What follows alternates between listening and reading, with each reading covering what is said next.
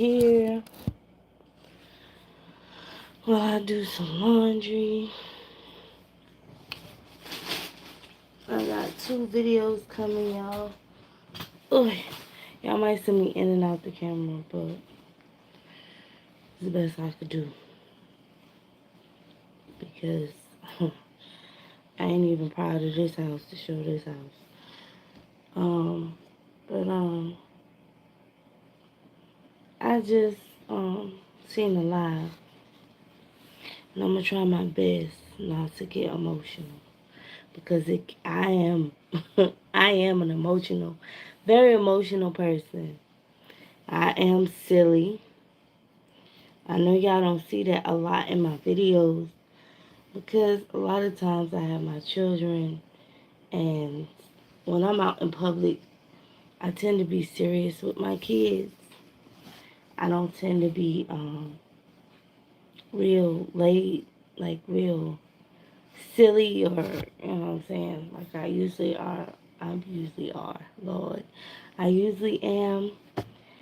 So y'all not gonna see that part of me unless I'm out by myself with my husband. He's seen that part. He loves that part. Um, he doesn't like. I'm trying to figure out where to put these clothes. I'm gonna have to do it like this.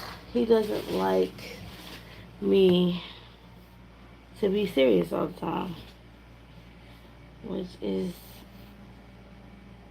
kind of crazy because y'all see him on the camera as, fun and uplifting and stuff like that. But meanwhile, he's actually the more serious one. He usually tell me, like, sometimes I get so silly I won't even be paying attention to the surroundings around me, and he be like, honey, like I trip or I fall or something, and he be like, honey, you gotta stop being so silly, and he'll laugh. So my husband, he likes that side of me. But when I'm with my kids, he be like, come on, babe, calm down. Like, that's his way of saying, come on, where your silly side at? Like, nope. Because, I don't know, with me, kids in public, I don't play it. But anyway, that's not what I came to talk about. I came to talk about black moms and black dads in um in the black community. And like a person that I watched say, I can't talk for the opposite race. I'm not trying to be racist. Just want to put that disclaimer out there. I love all people of all colors. I don't see color. I go based on how you treat me. So if you treat me any different, then I'm gonna treat you different.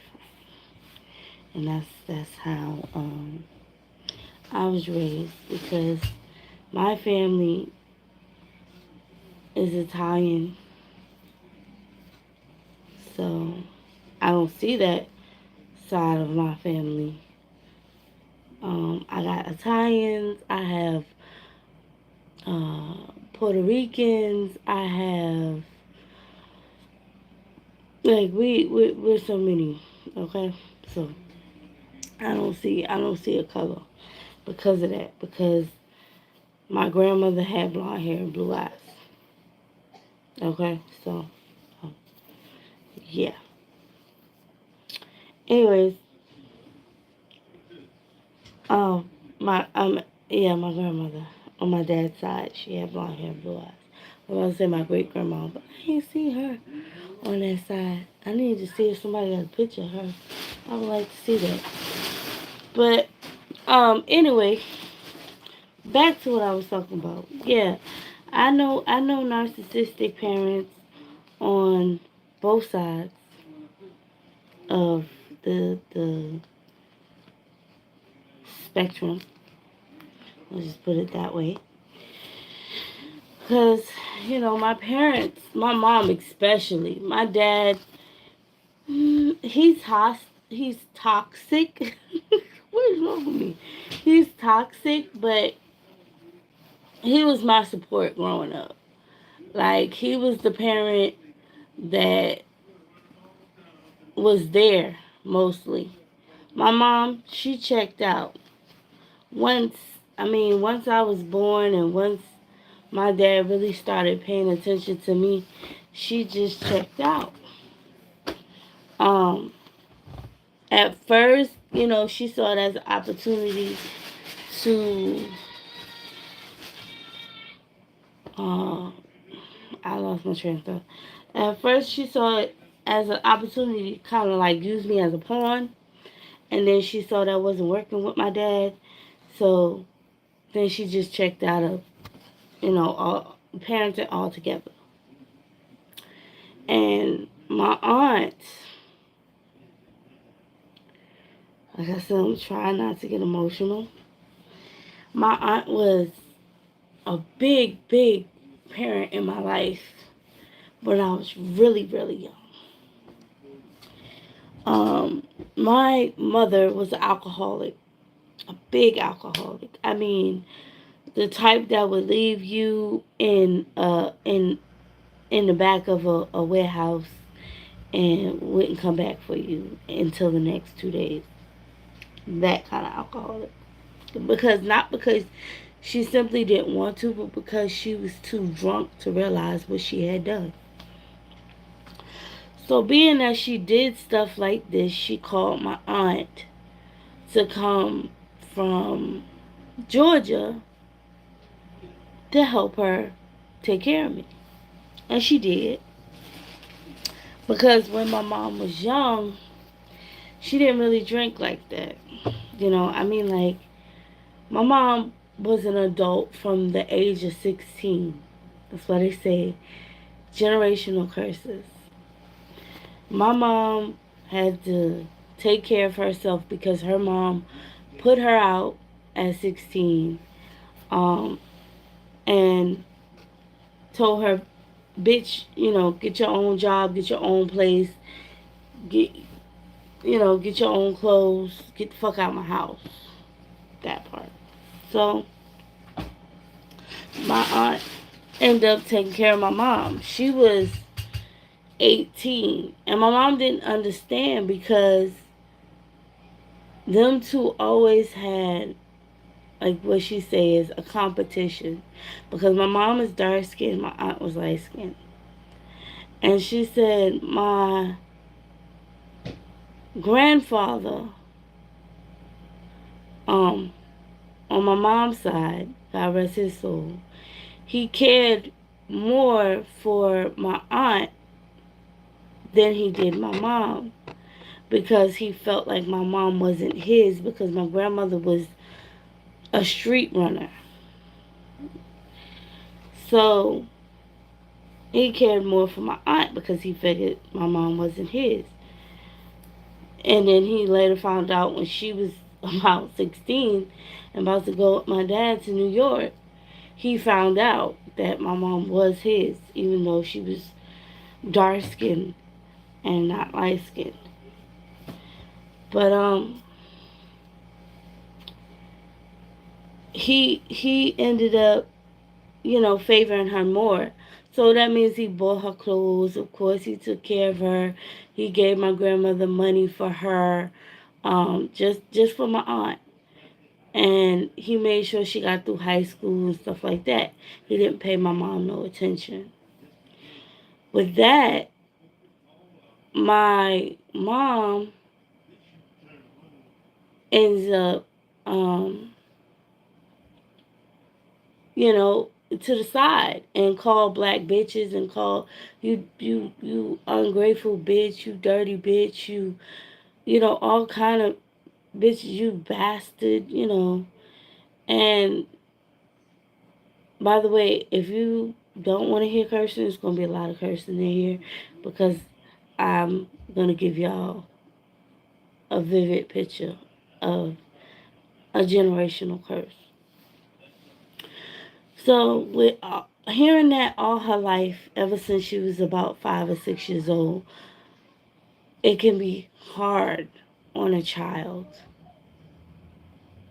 And when she got 16, she told me a gruesome story. I'm not gonna say it. I'm not gonna say what that gruesome story is, simply because I don't want to be demonetized. Period. But it was a very gruesome thing that my grandmother did to them every month.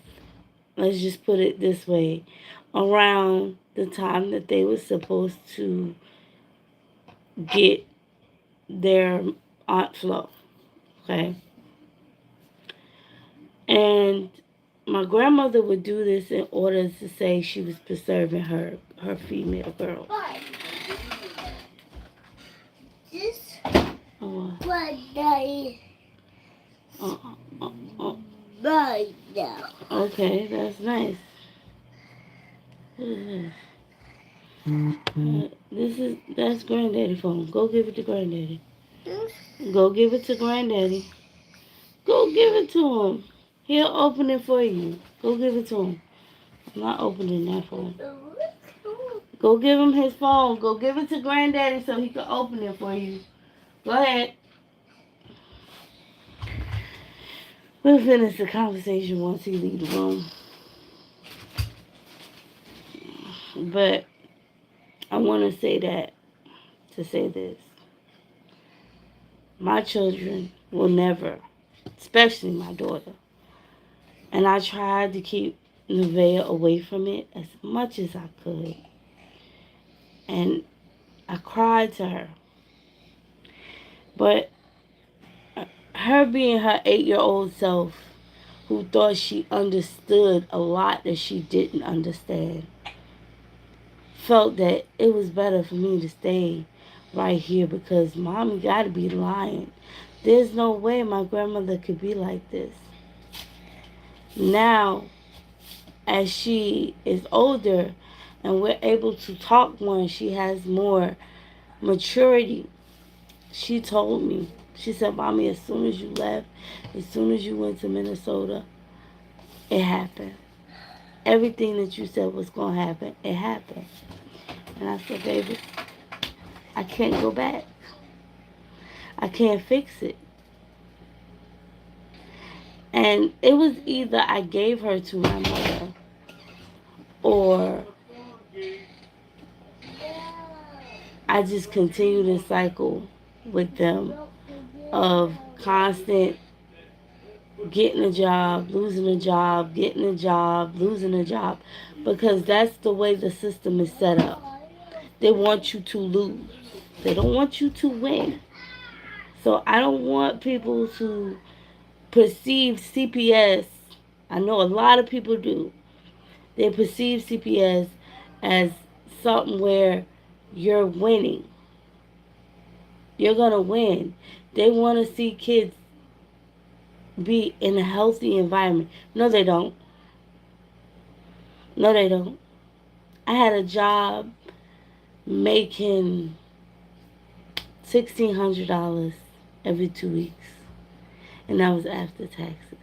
That wasn't calculating my per diem, which was almost as much as a regular check, which is about $800 every 2 weeks. So you do the math. Yes, they cut me off food stamps, and they cut me off Medicaid, and they cut me off of, um, any kind of assistance program. That's all I was really on, was food stamps and Medicaid. Um, they cut me off all that because that's how much I was making. And these people, literally, the judge included, told me to leave my job because they didn't feel that my husband was safe enough to take care of his kids on his own. He was working too. He was making what I made in a per diem check. Oh, there was a lot of income in this house at this time, and I was so blessed with this job. But I had to tell my job I have to leave to go for 30 days at a time and 40 days at a time because I have to go to something that could be virtual in person because they didn't feel that my husband could adequately take care of three children. Mind you, they wasn't even in the home yet. They wasn't even back in the home yet. I cried to my attorney. He told me he agreed with him. Of course, I had a public defender. I was just starting my job, so I didn't have any income to go out and hurry up and buy an attorney. I did buy my husband an attorney because they had so many false allegations on him, saying that at first he was physically abusing my daughter. They was trying to swim around the fact to try to say he was doing more than that, and thank God for this children's attorney that we had called her Malcolm X. Anyway, her supervisor was so upset because she got up and she actually spoke up and said, "No, Nevaeh was never touched. There was never any kind of sexual contact with Nevaeh. I got her medically examined." And she made sure that they put that on the public record because they kept swimming around the fact, swimming around the fact. And my husband wanted to beat the caseworker, the children, supposed to be the children's therapist. Come to find out, she wasn't even licensed to be a family therapist, let alone a children's therapist. So I was like, wow. And they just, the judge just sat there. She just sat there. She didn't say anything. She was just like, has she been checked? And I'm so thankful for her.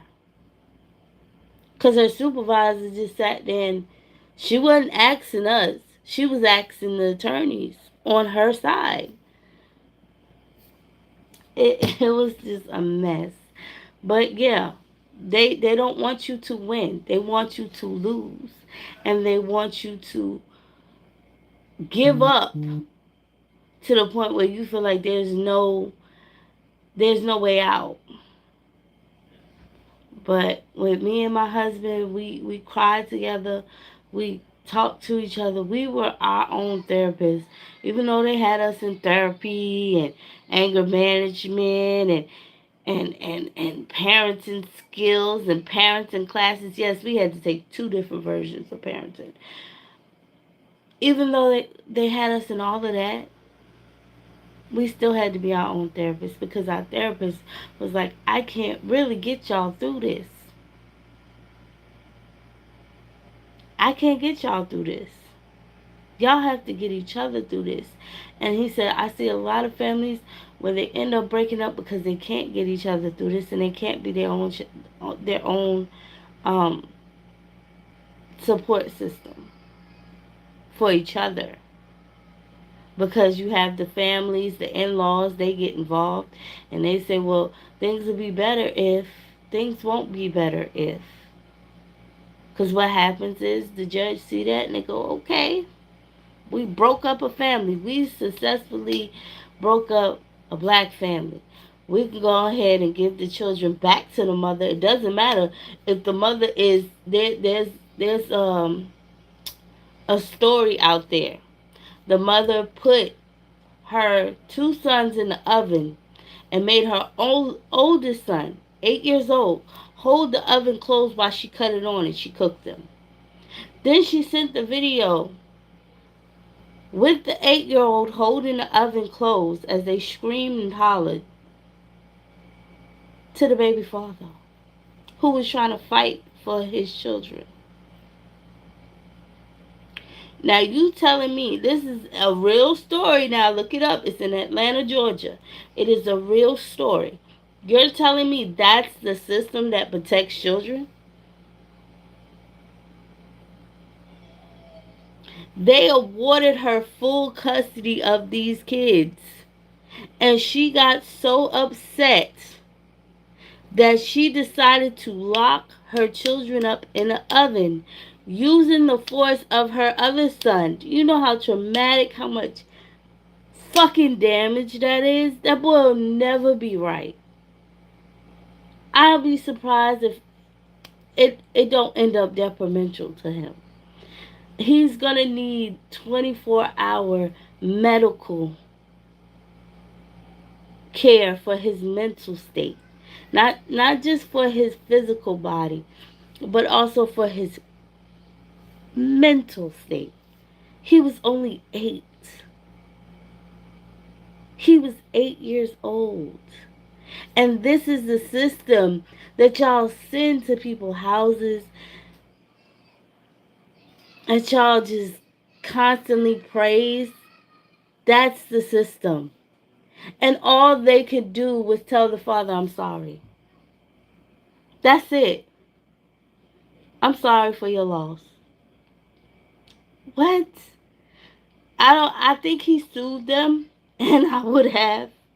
But even suing them doesn't bring your children back.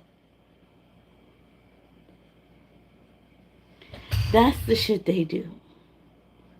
It don't care what state the mother's in.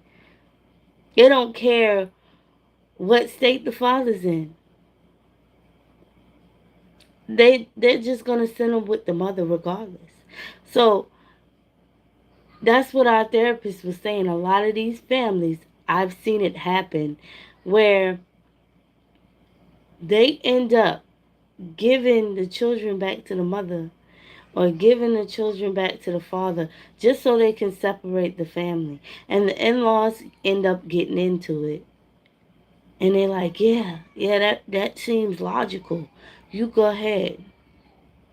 And the shit is stupid because actually you're ending up saying that she was better than me or he was better than me.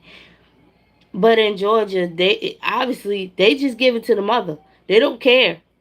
They don't care what state the mother's in. They don't care if she, you know what I'm saying, if she can't maintain on her own. They don't give a damn. They don't even care if she crazy or she fool. Because you have to be out of your goddamn mind to be able to sit there. And she burnt them to death. They were not alive. Their burns were so severe that they died at the hospital. She burnt them children to death.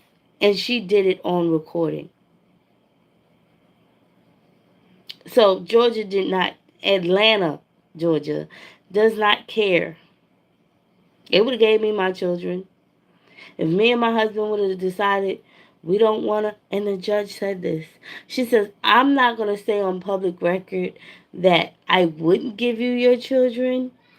It looks like that you would be able to maintain your children, Miss Thomas Jackson, but I'm not going to say that it's better for y'all to separate or that I'm telling y'all to separate. What that sound like? That sound like you saying, if you separate, we'll give your kids back. My husband say, I don't care. I don't care what y'all say. I'm not being a statistic. I'm not leaving my wife. I have no reason to leave my wife.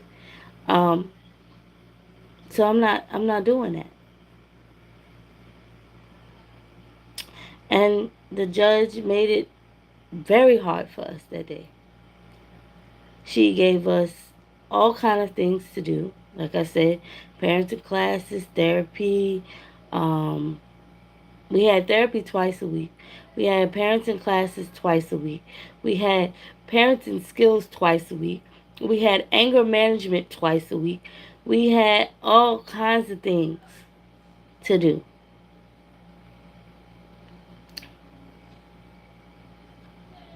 Visitation on top of all of that twice a week. And it was separate visitation twice a week. So tell me, if you have all of these things to do, how the fuck are you going to go to work?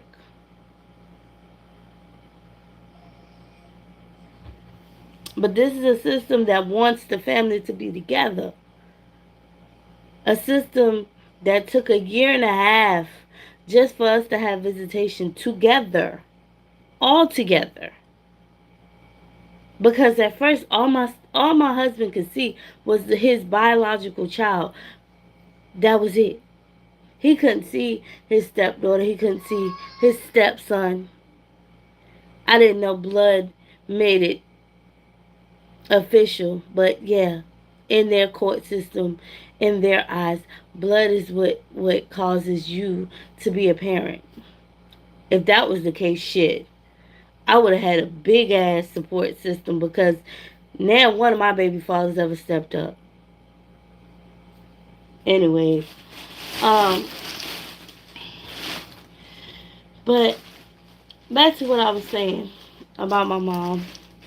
Because if y'all want to hear more about me going about my CPS case, y'all have to watch my a year in the CPS case video. Um, but yeah, her mom put her out at the age of 16 because she found out that my mom wasn't pure anymore. So she called her a black whore and put her out in the middle of the night. It was like 2 o'clock in the morning, according to my mom. And um, it was hard on my mom.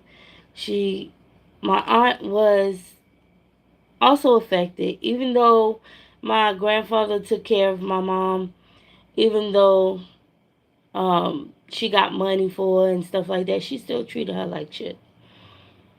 She still, like I said, abused her children, um, not only physically but mentally. So my aunt ended up getting on drugs, you know, and so it was hard for my mom because she couldn't have anything of value, and I mean just clothes on her back. She couldn't have anything of value because my aunt, when she get her fiend in, and she didn't have no money because she couldn't work nowhere. Of course, she'll fail. She'll fail the drug screen. So once um once my mom got something of value, like some clothes, my aunt will take them clothes and she'll sell them. She'll sell all her clothes, everything except what she got on her back, and that's hard. That's hard when you're growing up. Um, so in the event of that, my mom became an alcoholic. My mom would, you know, get drinks, and she became very sexually active in order to be able to provide for herself because, like I said, my aunt wasn't working. She had no job. She was just for the street, for the street, for the street, for the next hit. And that was hard for a 16-year-old. That was hard for a teenager. I know.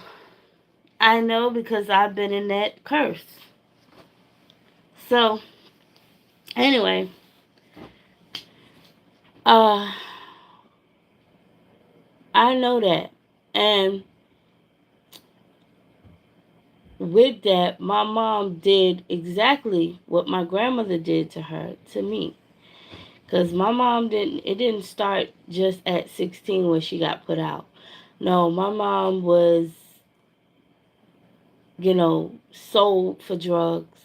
Let's just put it that way. From my grandmother.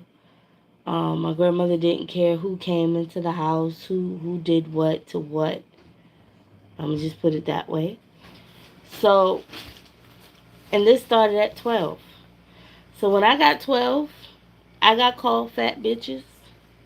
Got called dirty bitches. I constantly got called, you funky bitch, you ugly bitch. You was a waste of sperm. I should have got an abortion. I constantly got told this every single day. You out of shape, bitch. I'm 12 years old. You whore. I gotta worry about you around my man. She was talking about my own dad, by the way. I gotta worry about you around my man. I gotta worry about if you trying to fuck my man. I done tell you stay away from my man. And that was hard. I had very low self esteem, very low. I mean, I couldn't even do my hair right in the morning because it felt like everything I did, I was just ugly. And when I was little, my dad had told me a story. He said I was no more than 3 or 4. The teacher had asked me, "What's my name?" And I said, "Bitch." "Come here, boy. Come here, bitch." That's what I told my teacher. He said he had got a phone call from the teacher, and the teacher said, "We finna send CPS in there." He said, "Why? What's wrong? My daughter has everything she needs. She comes to school every day clean. What is the problem?" He said, "I asked her what's her name, and she told me, bitch. Is your wife or you running around calling your daughter bitch at 3 and 4 years old?" I was only 3. I didn't even remember it. This is something my dad told me. I know when I got 12, I remember that. I remember getting whooped in the shower. All because little boys was coming to the door, they was chasing me. I was a very beautiful young girl. And if I could go back and tell my 12-year-old self, "You're actually pretty. There's nothing wrong with you," I would. But anyway, boys would come to the door after school and they would, "I want to see Virginia. Can Virginia come outside?" All the little boys in the neighborhood that went to middle school, because I just went straight home. I wasn't allowed to play with girls. So, anyway, they would come to the door, and my dad, of course, would shoo their asses away. And so, Yolanda, one day, she decided to beat my ass in the shower because she got so upset that the boys were coming to the door and they were asking, could I come outside? You know, they say even if she sit in front of the door, we just want to talk to Virginia. We want to get to know her. Only one at a time. It wasn't like, it was a group of boys. It was one at a time. They used to come to the door and try to get to talk to me, and my dad wasn't having that. But one day he had went to work, and my mom decided she was gonna beat me. This is the day. I'm tired of them fucking boys coming to the door. I'm tired of them asking about you. You must be out there hoeing. I said, when? When I go to school and I come home. Straight off the bus. She used to wait. Like you could see my bus stop from across the way, and she would wait to see me go in the house. There was this young boy, he was about 6 or 7 years old. And he he would be like, "I want to talk to Virginia." And he was so cute, he was so sweet, he he was innocent. He wanted to play with cars and stuff like that. So my dad didn't mind that. He was like, whatever. It's like her little brother, whatever. So, anyways, he would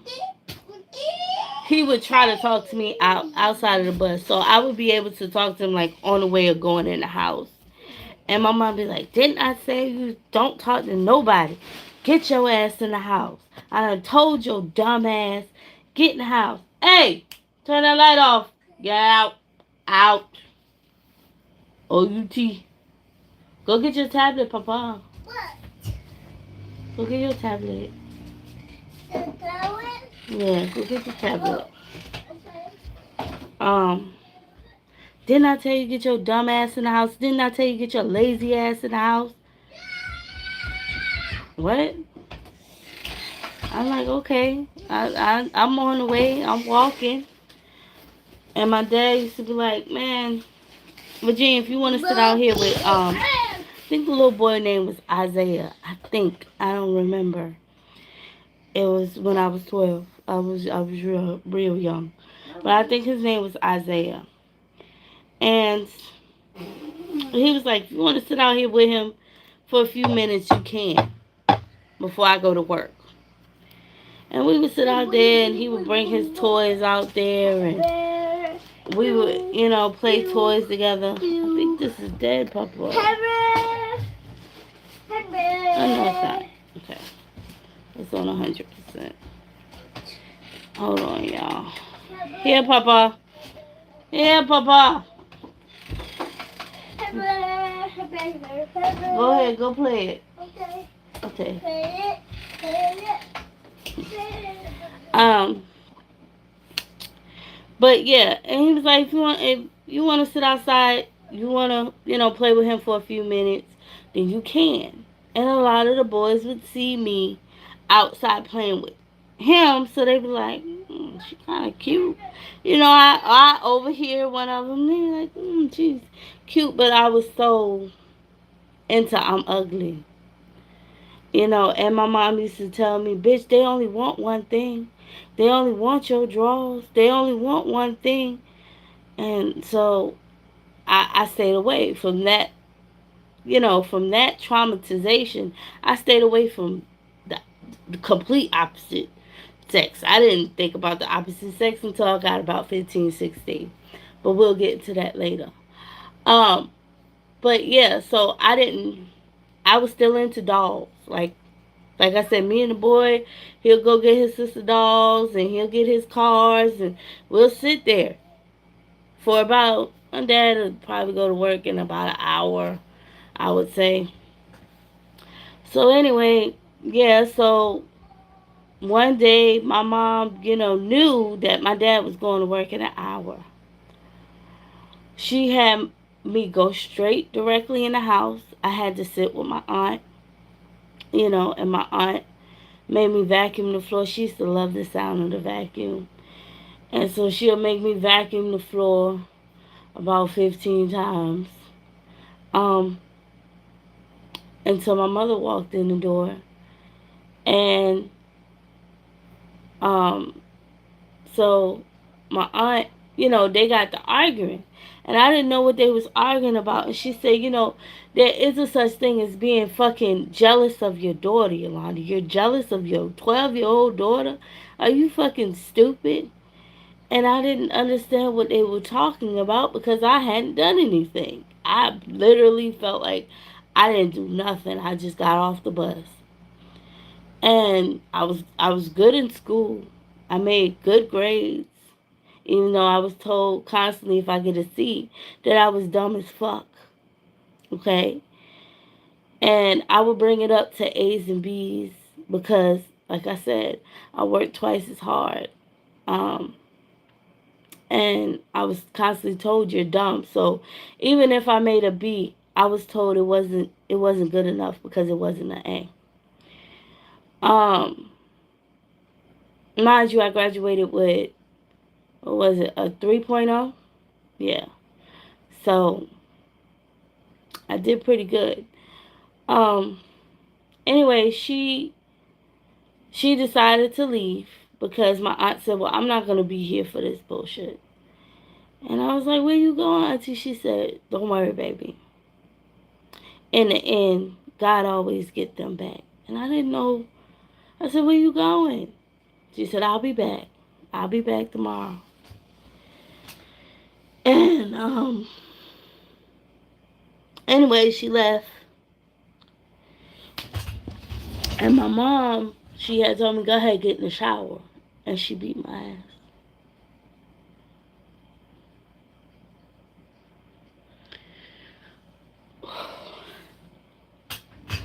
ass. And my dad came in the house. And that's why I said my dad was like,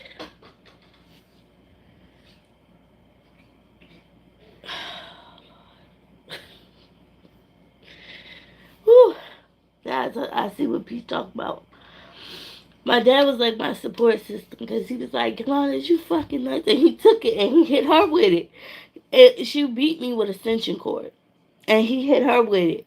And she was like, ow, what the fuck? I'm going to call the police. He said, you call the police and I'm going to call the police on your ass.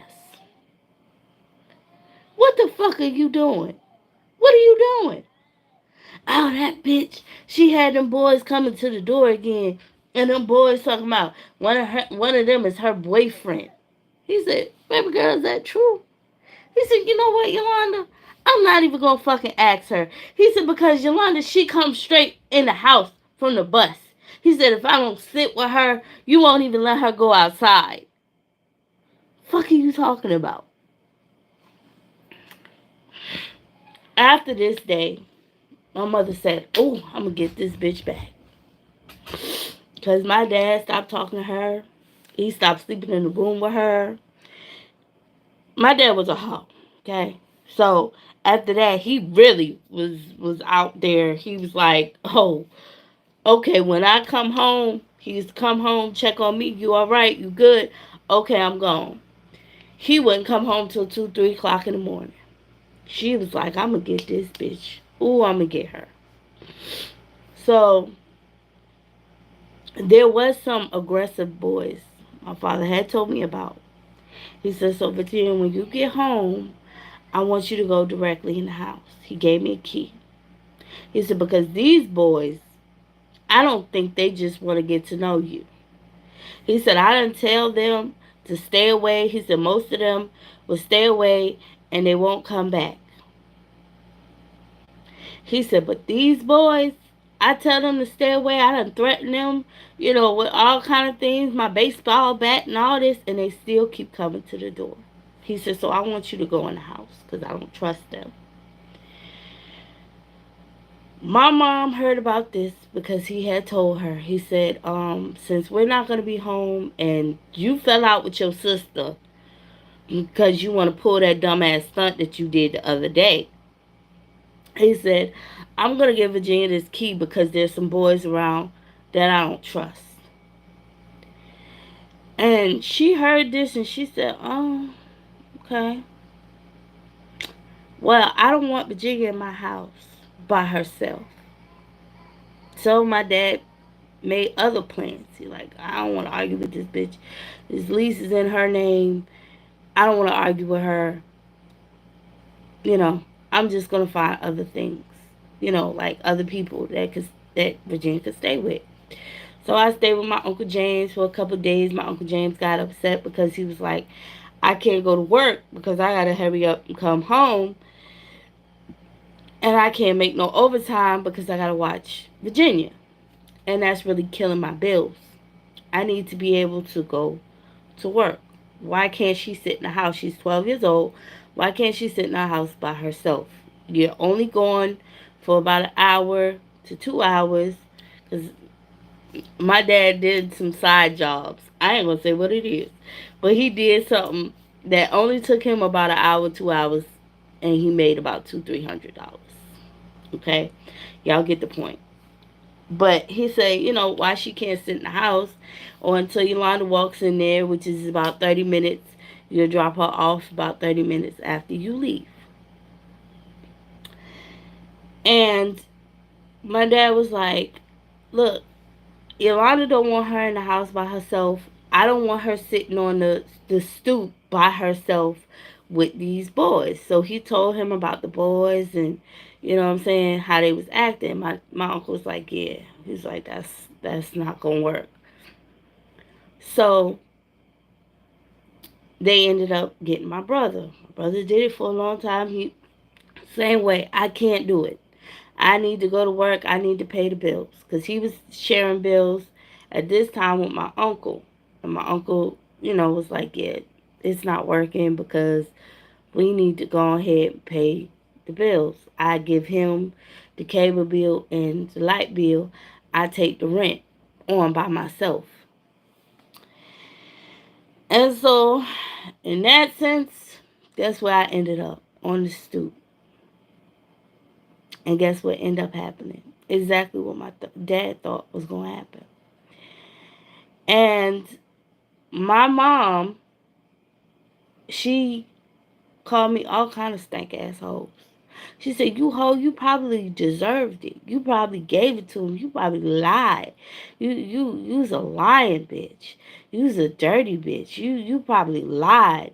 You probably was one of their girlfriends and they just decided to pass your whole ass off. That's what you get. Ha ha ha ha." And she was seriously laughing. And my dad said, "You know what, Yolanda?" He said, "You make me sick to my stomach." And, the reason why I say my dad was my support system is because my mom had gotten to his head. And she was like, "Look what she wear." But look what she wear though. Mind you, I wore baggy clothes. But my dad, I don't know, he had some kind of trauma his own self where he felt that no matter what clothes I wore, it wasn't covering. It wasn't covering. And I was a very developed young girl at a very young age. Yeah. What you giving me this for? Hey, cut it out. You silly. You silly, baby. You silly. You wanna give me a kiss? You give me a kiss?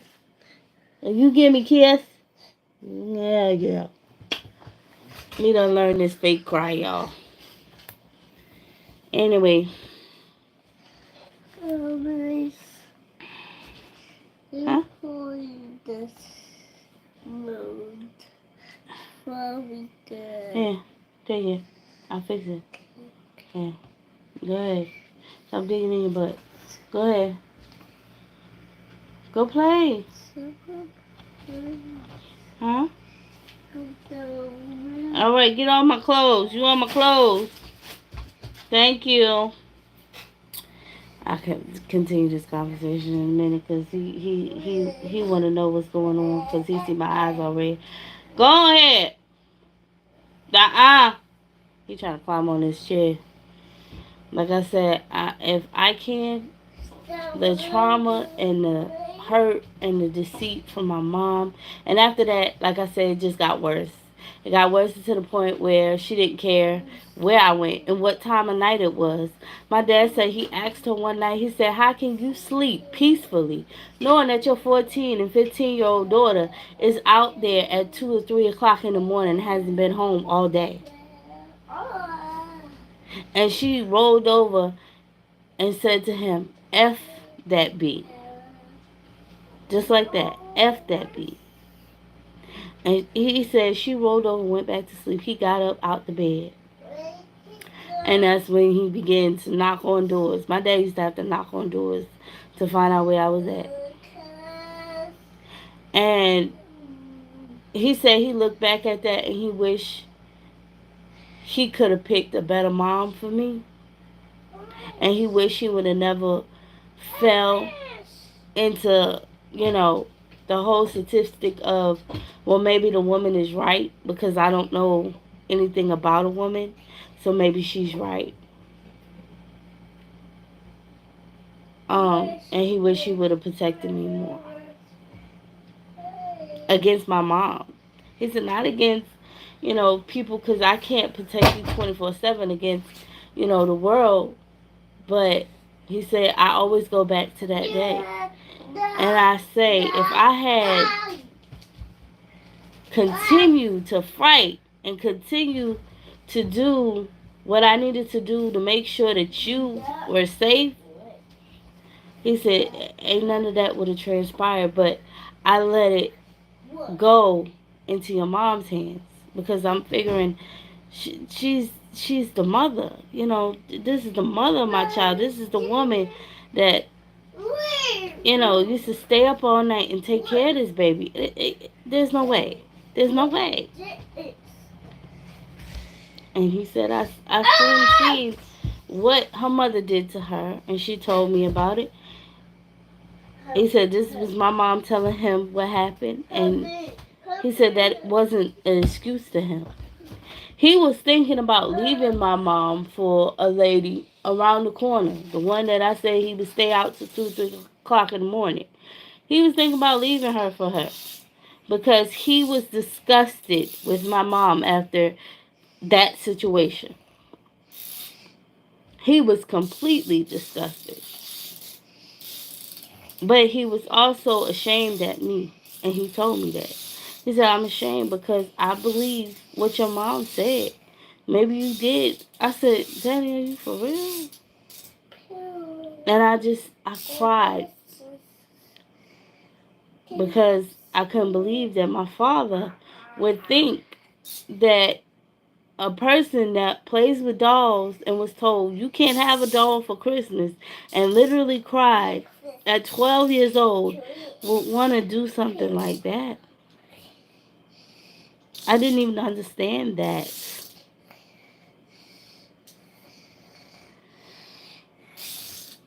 But my dad believed it. So, and since I lost my dad at that point, he left everything to me and my mom, except, like I said, once he realized and he was like, I should have did more. Um, yeah, he was knocking at doors at 2 o'clock. 2 o'clock in the morning, he was banging on doors. I didn't end up hanging with the drug or the alcohol crowd, but you might as well say I was just as mentally messed up. I'm gonna try to keep it as PG as possible, y'all, because I got a little person in here. But yeah, I was just as mentally messed up, and he was knocking on doors, and people was running me out the back door, if you know what I mean. And he didn't give up. He didn't give up until I got about 15, 16, and he was diagnosed with type 2 diabetes, and he was really bad sick. Like, he thought he had more than that, which it's suspect if he did or he didn't. But yeah, he was diagnosed with type 2 diabetes, and he had to be hospitalized. That's how bad it was. Not only diabetes, high blood pressure, high cholesterol, all that hit him at once. So he had to spend about 2 weeks in the hospital. And at that point, he was like, I can't do it no more. I can't chase after you, baby girl. I can't go in the middle of the night and go on a journey to come find you. I can't do it anymore. He said, so I'm going to ask you as my child to stay in the house and do what you're supposed to do and come home. He said, I give you a good curfew. I tell you come home at 11. He said, most children got to come home at 9:30. He said, but I tell you come home at 11. You think I did it? Hell no. I hated everybody. And I wanted to destroy myself because I felt that low. I felt like I wasn't nothing to nobody. I wasn't a daughter. I wasn't a sister. Mind you, I had brothers. I wasn't a sister. I wasn't a child of God. I wasn't nothing. And I would stay out until about 3, 4 o'clock in the morning. I would still go to school. Oh yeah, I'll be back before school. Oh yeah. Tired. Tired because I've been running all night, street, all night. But I used to go to school. And, men would offer me drinks. and drugs and everything. But one thing I never did was get in that. It didn't mean I wasn't into everything else, like I said. But I wouldn't get into that. Because I had seen what it had done to my family and what it had done to my parents. So, I didn't get into that, but I'm not saying what I did was right. I was very mentally messed up. And when my husband got with me, a lot of my aunts and cousins, they knew. They knew about me because people talk. And they be like, oh, your cousin, Virginia, that's your cousin. Yeah, that's my cousin, blah, blah, blah. What's the matter? What? Oh, she get around. We can't trust her. She get around. And so my cousins, when they met my husband, they was like, oh, yeah, Virginia. We didn't like to hang around Virginia because Virginia, she didn't sit down. Now, that doesn't mean that I was every man or piece of thing that I seen I was doing things with. No. But I was sure flirtatious. Very that much. And I didn't have no value. I didn't have no value in myself. So with that comes, whoever and whatever had the time of day. So, anyways, and like I said, my dad, he tried. He really did. He used to put me in after school programs. My mom would fight with the people at the school so that way I couldn't go to the after school program. Um, he would try to buy me instruments and try to get me physicals and, try to get me in sports or something constructive. And she downplayed everything. I went and got a physical I'll never forget, for cheerleading. Because when I was 8, I remember I was a cheerleader in my school. And I went and got a physical, and she told me, she said, bitch, you fat bitch, you really think that you finna cheer? You really think they want to see your fat ass jump up? Bitch, can you even jump? You that fat. Who the fuck want to see you? And so the coach, she said, well, you passed the physical, you gonna come to tryouts? I looked at her with tears in my eyes. She said, you alright? I said, you know what? I don't think I want to go. Mommy? And she called my dad and she said, what's wrong with her? I just got finished talking to her and she don't want to come to tryouts. She could at least try out. And my dad, he tried to convince me. He said, Virginia, I think you should go. Stop stepping on my clothes. He said, I think you should go. I just cursed him for that thing. Go. You need to go in there. Go in there. Because you stepping all over my clothes. Go in there. Come on. Go get your tablet. Come on. I'll be right back, guys. Go get your tablet. No, go get your tablet. No, because you're falling all over my clothes. Where's your tablet?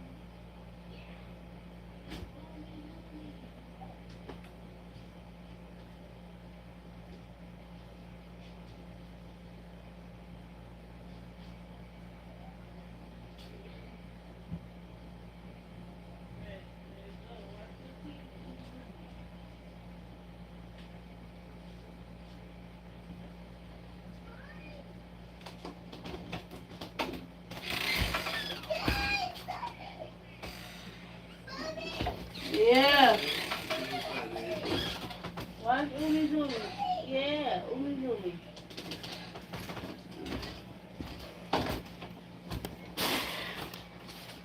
Alright, y'all. I'm back. I had to make sure my child go watch something and not listen to everything that, like I said, I was like, oh no, I cursed in front of him. I try not to curse like that in front of him. Especially, I don't like the B word. The B word is very triggering for me, as well as the L word, which is lazy. I don't like people to call my children lazy. You could say they don't want to do nothing because children don't want to do nothing. Um, but don't call my children lazy. Because I don't feel like you should call anybody lazy. It's okay to say, you feel lazy right now. It's okay for that, but don't call my children lazy, and don't call my children stupid, and don't call my children dirty. I can't stand it because, like I said, my mother constantly called me that every single day of my life. So I don't like that. It's very triggering, and I don't even like to say it to my children. Sometimes I might say that why are you acting stupid? Like, why are you acting that way? Why are you acting like you don't understand when you know you do? You understand what whatever I'm asking you or what you're doing or whatever. I put acting in front of it, and I'll be like, stop acting because I know you're smart. And I always say that because I know you're smart. I know you have me in you. I know you're smart. Because when they get older, I want them to be able to be like, I know I'm smart. When somebody say, "Oh, you stupid," "Oh, you dumb," "Oh, you the dumbest person I ever seen," I know I'm smart. You know what I'm saying? Because that will stop a person. What? Yeah, I know I'm smart. I know I have confidence in myself.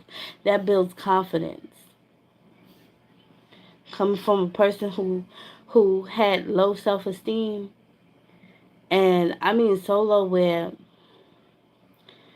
when I got pregnant with my daughter, I stayed in a relationship, and until my father actually told me what was going on in the relationship, I didn't even I didn't even understand the relationship. Like,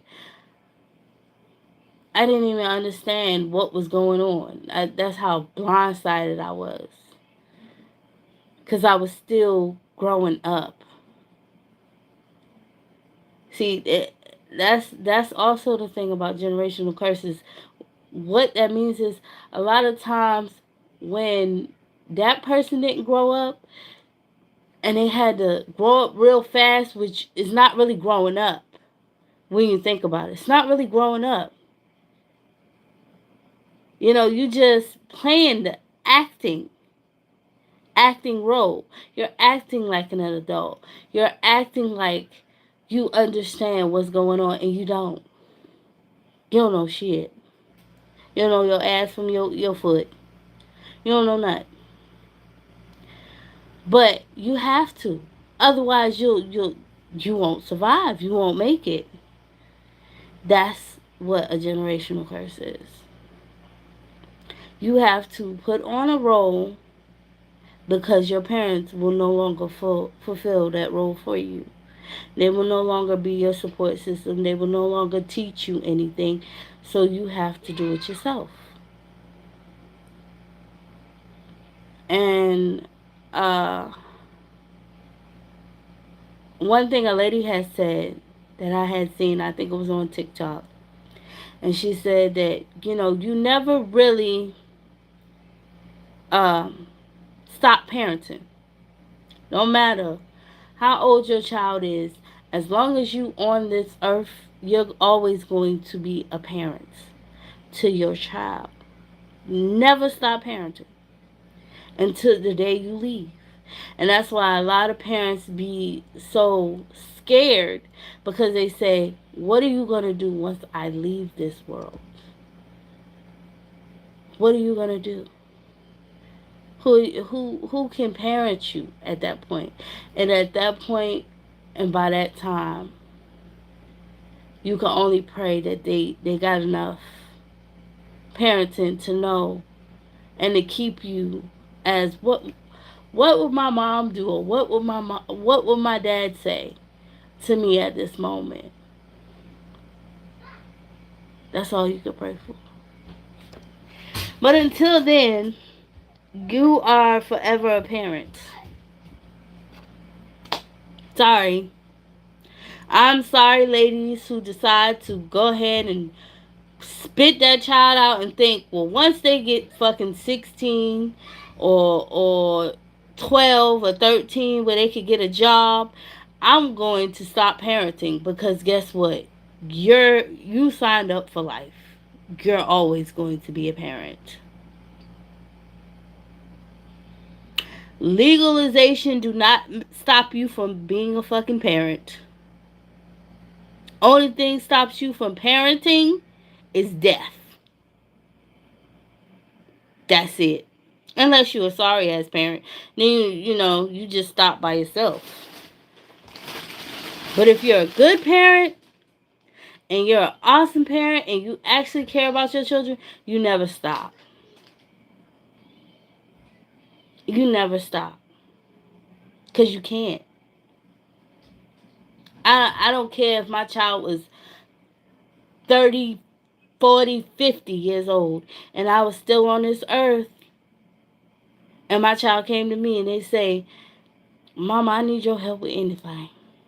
Anything. I don't care what it be. It could be a legal situation. And if I have knowledge about it, I'm gonna help them. I'm gonna go down to the courthouse and I'm gonna fill out the papers. As you a 50-year-old damn adult, and I'm gonna be there filling out the damn paper for you.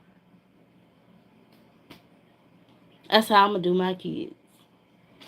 I don't ever want my kids to feel like they didn't have a parent, or they didn't have nobody to call on. Because I felt that way. I done been homeless. I done been in shelters with my child. And I was just a child. But I thank God, because God gave me a godmother who looked out for me in high school. And she pulled off on my mama. My mama came to the car, and everything was, she wasn't paying attention to her, because she was drunk as usual. And she came to the car and she said, that bitch don't know who her baby daddy is, right? And she looked at my mom like, is you crazy? Are you fool? Now, my godmother is my ex-boyfriend, who was very abusive, and she had told him about himself. She even disowned him at one point, but like I said, when you're a mom, you can't turn your back on your kids. It don't matter what they done. That's why you know, I know some moms who, you know, God forbid my child, Lord, ever, took somebody's life. How do you stop being a mom? All you can do at that point is, I guess, pray. I just can't even put myself in that situation, but I know you can't stop. Like, you can't just be like, this child that I gave so much love and so much care to took somebody's life. I'm not, man, forget that child. I'm not even going to stop. You can't do it. You can't do it. I can't see it. I don't know. Maybe that's because I'm a good mom. I can't see it. But maybe in a bad mom's eyes, you can just stop talking to your child. You can disown your child. I can't. I can't. I don't know. But anyways, yeah, she had disowned him for a while though. because she was like, I didn't raise you to do that. I raised you. Me, your mother. Your father didn't raise you. And yes, his father was a generational curse. He had beat um his mother, and you know, he was very um narcissistic and controlling. And he had beat his mama. And so he believed he wanted to be just like his father. And my godmother told him, she said, you don't put your hands on no damn female. I don't care if you and Virginia don't like each other. I don't care. She said, you ain't got to worry about her. She got to worry about you. And he was like, Mom, you need to put her out. And she said, no, she finna graduate. Shit. I'm trying to figure out how I'm going to pay for her graduation. And she had a daughter who was in high school. And Brittany's prom. And I'm trying to figure out how I'm going to pay for it. And he just said, why would you pay for my ex-girlfriend's stuff? She said, let me tell you something. When I decided to take that child in my house, and that little girl that she got with her, she said, let me tell you something. They ain't have shit to do with you. That was a mama. And he said, but you telling everybody you her auntie? She said, yeah, because I asked her mama for her birth certificate and her social security cards and everything, and her mama wouldn't give me shit. So I had to say what I had to say so that child, Dell, could have a better life.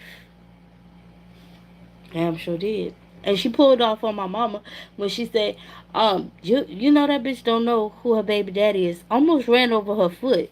She said she lucky she didn't. She said she lucky I ain't back up on her ass. She said she just looked at her. What the fuck wrong with you? What is wrong with you? Because I was in school. She sent me to school. um, I wanted to go and get my stuff. The rest of my baby stuff, the swing, all that stuff had been given to me from the church and from school. So I wanted to go get the rest of my baby stuff. My mom wouldn't get shit. Once I had my daughter, she told me, she said, bitch, you was completely on your own. I don't know what the fuck you done, but you ain't getting shit from me. I got my own life. I got my own husband. I ain't got time to be raising nobody's child, let alone raising you. And she left. But she came back because the people in Section 8 and the people in food stamps said, oh no, if your child leave, you don't get them benefits, Miss Copeland. You don't get them benefits if your child leave. She's in, from what I can see, she registered in school in Brooklyn, New York. Those benefits will be going to there. And we have informed Section 8. But from what I see here, your child is still registered under Section 8 as living with you. Now, she had me go down there and say that, yeah, I was still, staying there part-time, but I was living in New York City full-time. Not full-time, part-time. So I would go there on the weekend. So Section 8 allowed that. Because she convinced them that, basically, in case something happened, I'll be able to have someplace else to go. So they let her keep the Section 8. But all the benefits my mother used to get, New York will pay for your gas, they'll pay for your water, they'll put something on the rents. This is from welfare now. They will put something on your rents. They will um, give you food stamp, Medicaid, all that stuff, as a single mother. They'll pay for your gas. They do gas reimbursement, all that stuff. So, all these benefits she would have as a mother. But as somebody who allowed their child to go register for school in New York, in Brooklyn, New York, they was like, no, you don't get none of these benefits. We got to take these back.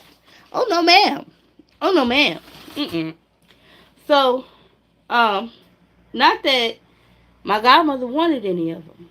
So she wouldn't give her the birth certificate, the social security card. So my godmother talked to the man. She said, look, I got her child and her living with me. Is there any way that she could get some kind of food stamps, because her mother won't give her the food stamp card until she done used almost all of it. She barely even give her Medicaid card or nothing. We don't have any medical insurance, and she's up here from Monday through Friday, even on the weekends most of the time, unless her and my son really fall out, and then she goes home and she stays for a weekend. She said barely a weekend. She'll probably come home the next day. And so they were like, well, yeah, if she's moved out and you have proof that she's registered in school and you registered her at your address, we'll give her own case. Oh, that set my mama the fuck off. What do you mean? What do you mean you ain't getting no? I ain't getting no food stamp. What? Virginia, why are these people telling me I don't get no food stamp for you no more? Mind you, this woman was paying for my high school lunch. She was paying for my high school clothes. She took me when I first got there. She took me oh, hold on y'all. My phone's gonna die. I'll be finished. As soon as I get off, because I'm finna get off. I've been on this live for about an hour now. And I was only gonna make this live an hour, but we got interrupted because of my son. But I'm about to finish this up. Hold on.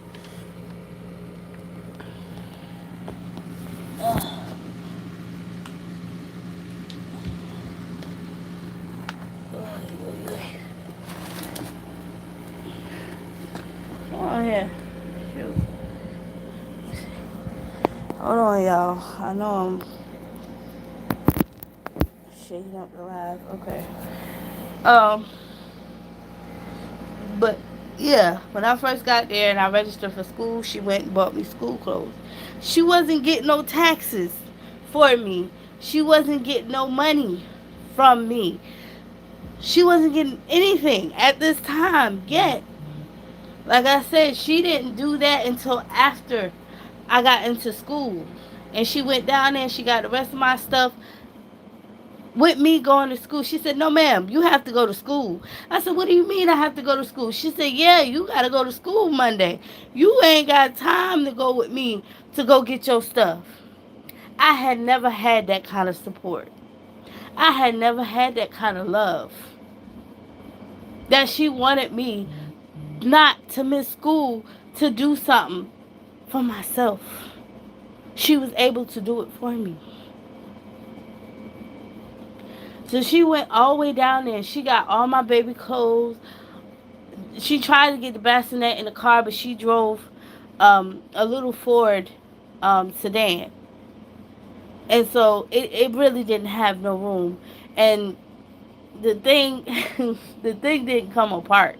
It was one of them old school bassinets. It didn't come apart. She said, Virginia, is there any way? She called me at school, had me come down to the office. I say, your aunt is on the phone. I said, my aunt? What my aunt Tammy doing calling me? She hadn't told me told me how she got me in school. That's how she got me in school. Because they wasn't taking the fact that my boyfriend's mom wanted to see a child do better. So she had to tell him, oh, I'm her aunt. Me and her mom fell out. So anyway, they say your aunt's on the phone. So I get on the phone and she's like, Virginia, how do you take apart this bassinet? I said, I don't know. And she said, me and Dupree can't fit it in the car. That was my ex-boyfriend's name. And I was like, well, I don't know how you take it apart. And she was like, okay, well, go back to class. She said, don't worry about it. We probably can't get it. Maybe I'll come down here another day and I'll get it by itself if you really want it. She said, but I'm probably gonna buy her a crib. I don't think this will fit her anymore. I said, okay. She said at that moment, that's when my mom came out the house and she seen her and Dupree struggling to try to turn it to the side and turn it this way and try to fit it in the car any way they could.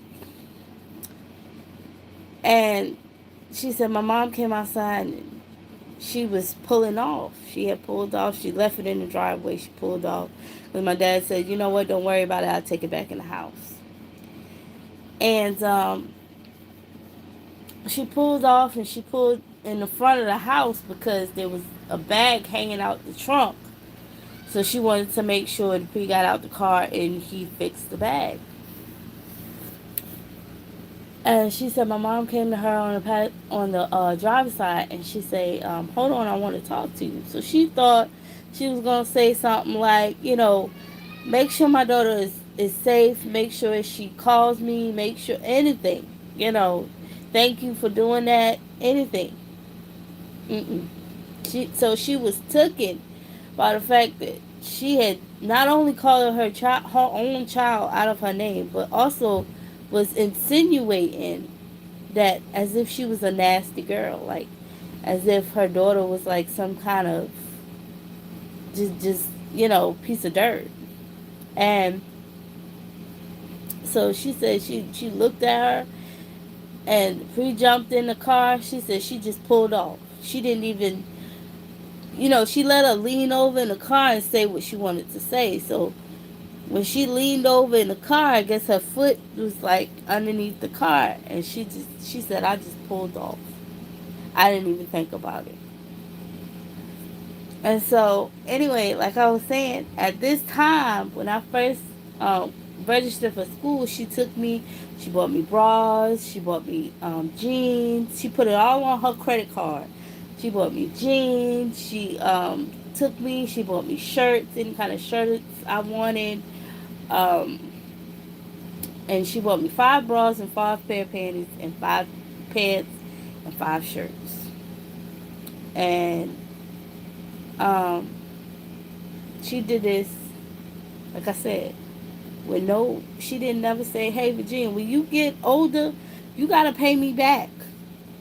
She never said that. She didn't. Oh, Dupree, when you get some money, when you work, because he was working. When you go to work, at the end of the week, you gotta pay me back for Virginia. Mm-mm. Um, and I was just like taken. I was like, well, why is this woman doing this? Well, what is she doing? Maybe my mom is right. Maybe she, because my mom, when the first time we, she met Nevaeh, my little baby, she went and took her to the Walmart and she bought my baby a coat. And I think I talked about this in a previous live, so I'm not going to go into detail. But she bought my baby a coat. And so my mom had told me, oh, they trying to buy your love. They trying to buy your daughter. You really don't need to trust these people. Meanwhile, she hadn't bought my daughter shit at all, not even a bottle. Okay? She bought my daughter shit. Everything she gave my daughter was from the church. Unless, somebody, my father, somebody gave her some money, she'll go to the dollar store and she'll get her a dollar bottle. But other than that, she didn't buy my daughter not a goddamn thing, okay? Not a piece of clothing, not a diaper. She meant what she said. She wasn't buying shit. And the only reason why she did that is because my dad, he didn't know nothing about children, about babies. Even when I was growing up, he used to have my nana, God bless the dead, my nana teach my mom how to do diapers and stuff like that. Because my real grandma, her mother, that's what I say about generation curses, She didn't even want to recognize the fact that she had a child, a daughter. She didn't want nothing to do with my mom.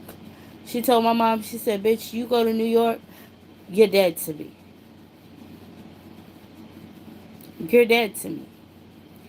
So my mom got up, packed up her stuff because number one, she wasn't staying with my grandmother anyway. She got tired of my aunt selling her clothes, and my dad told her, he said, "Come with me. Shit, you ain't gotta live like this. You come with me." She packed up her stuff and she went to New York. But when she got there, my grandmother said, "Bitch, I don't care. You had a child, okay? I told you you're dead to me. I don't." So my dad had knew some people that he dealt with, and they were next door, and they were my nanas, and they helped my mom by teaching her how to make bottles, how to wash, me and everything like that. My dad didn't know nothing. I mean, to the point where he made me a drawer in the bedroom, in the dresser, and that was my crib. So my dad didn't know nothing. Okay, he didn't know nothing about raising no baby. So, um, he would give her the money, and he would say, "Go buy my granddaughter something, whatever she needs. If she need a bottle." He said, "Yolanda, don't take that goddamn money and go buy you what you want. I better see something come back." So he would say, "Bring me the receipt." So she would come back and she would get baby bottles and stuff, and she would only buy it from Dollar Tree. This is when everything was $1, not $1.25. And she would only buy it from Dollar Tree, and she would only spend like $5. If he gave her $20, she would only spend five of it. And he would tell her, "Go to the store. I want you to buy clothes. I want you to buy an outfit. I want you to get my granddaughter something." She would go to the dollar store, buy one bottle, buy one hairbrush, uh, buy some baby lotion, some baby wash, and a baby rag or a bib. She would never spend over $5. That was it. 5 items. That's the same 5 items she would come back with. So when this woman had decided, this baby ain't got no damn coat, it's cold as hell outside, I'm gonna take this child to Walmart, and we not only gonna buy her a coat, but we gonna buy her a blanket too. She was highly upset. Who is she? Who is she to treat my daughter right? Who is she to want to know my grandchild? Who is she? And that would start the beginning of me and my godmother's relationship. Had nothing to do with my boyfriend. Because she pulled me to the side. And she said, "If you ever need something," she said, "I don't care about what you and him go through. If you ever need something for you and that baby, come to me." She said, "I don't want you to come to him and ask him to ask me. Come to me." And I said, "Okay." She said, "No, no, really. Look me in my eyes." She said, "Come to me." And I said, "Okay." And she had said something, and I remember it to this day. She said to the man when she was registering me for school, whew, it's hard. He said, "Boy, she got a pretty smile." She said, "I know. I seen it from the first time I met her." Whew.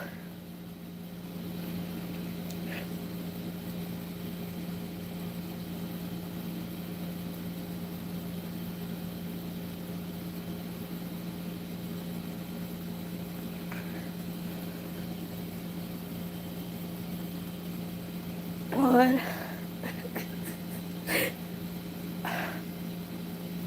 oh, I don't think I'm gonna make it through this live.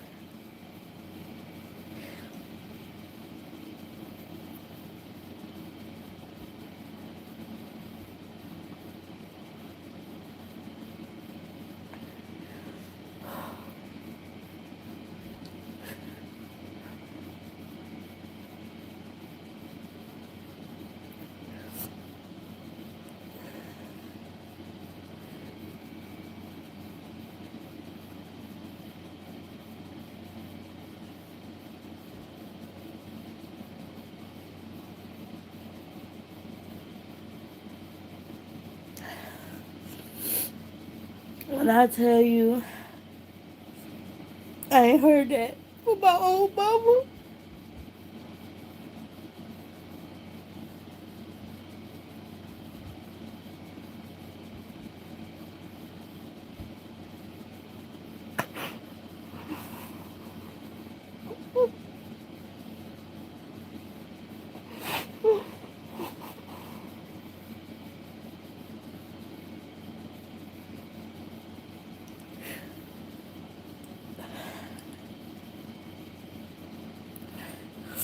And I couldn't do that but cry. And the man said, get us some tissues. He said, what's wrong, baby? I said, nothing.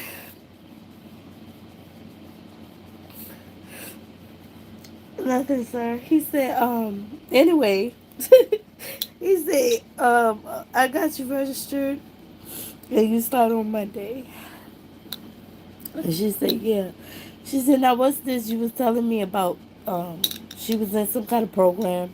She said, I want her to go to regular school. I don't want her in no kind of program. When I tell you this woman act like my mom.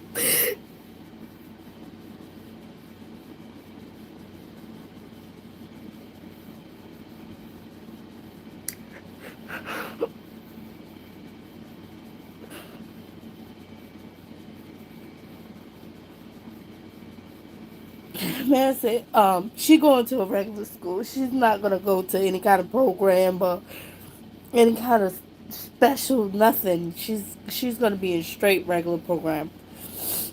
And he said because yeah, I called the school and the school was like, why is it that she's supposed to be moving with the boyfriend's mom? And we can't understand um, why the boyfriend's mom would even take on another child. Plus, she has a child. And he said, well, that's really none of your business to the people. And he said he asked them about my behavior in school. He didn't ask them about anything about none of that business. He said, I don't know nothing about that. He said, from what I understand is the aunt is signing her up for school. My son is peeping at me.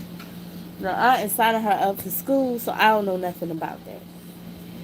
And he said, they said, well, we're not approving her to go to regular classes. He said, that's not your decision, that's mine. He said, from what I can hear, it seemed like she didn't have any major behavior issues. Yes. The fries. Fries. Yeah, the fries. You want some french fries? Okay. I'm gonna make it. I can make you some chicken nuggets. I don't know how to make french fries, Papa. Yeah, You want? Okay. Yeah, so he said, I don't know what they had going on, but he said, I didn't see anything, so I'm gonna send her to a regular school. She's registered for regular classes. I don't see anything. He said I am requiring that she see the social worker in school, and because of the program that she's in. He said, but I don't see a reason for her to go to anything uh, special or none of that. You say, and I am requiring for her to have extra time when she do her assessment test. because I know they probably didn't do practice runs and stuff like that. So he said I am requiring her to have extra help with any of her assessments and extra time as long as um she needs to do her assessment test. But that just stuck with me because I had heard that from my mom.